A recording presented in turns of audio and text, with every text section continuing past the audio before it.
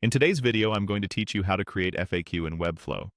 We're going to add a simple, reliable FAQ to your Webflow site using a marketplace app, and I'll walk you through each click so you know exactly what to expect. Start by opening your Webflow project so you're looking at the site you want to enhance. Make sure you're in the right workspace and project before proceeding, because the app will install to the site you select. Next, open the Webflow Apps area. If you see a link to the app's marketplace, click it to browse available integrations. In the search bar, type FAQ. This quickly narrows the results so you don't have to scroll. Look for the Smartarget FAQ option. You'll recognize it by a description along the lines of, "Answer your customers' most common questions by showing FAQ." Click that card to open it.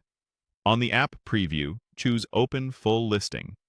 This takes you to the dedicated app page where you can review everything in one place. First, visit the Description tab. Take a moment to read what the app does, how it displays frequently asked questions, and any notes about customization. Understanding the basics here helps you avoid surprises after installation. Then move to the Permissions tab.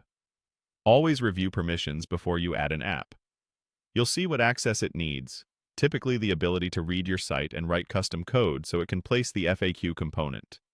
If what you see matches your expectations, proceed. Click Install on Site. If prompted, confirm the correct site and workspace. This ensures the app connects to the project you opened earlier. You'll be redirected to an authorization screen that shows the app publisher and the access being requested. This is normal for secure installations. Take a final look at the requested scopes and the site name on the authorization page.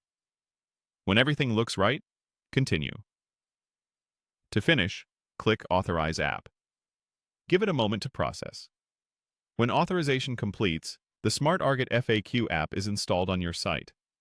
From here, you can return to your Webflow project and look for the installed app's settings, usually within your project's integrations or installed apps area.